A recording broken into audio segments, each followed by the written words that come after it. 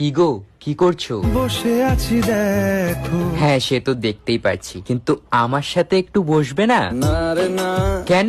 আমি পারবো না, আরে না পারলেও একটু বসতে হবে, না হলে এক্সামে কি লিখবে? আমি পারবো না।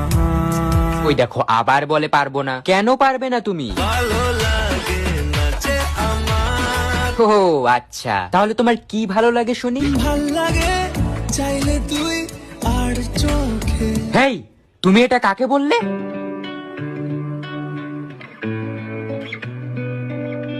এই তুই কে রে? আমি ওর ভালোবাসা। Yes baby. কি গো, ও এসব কি বলছে?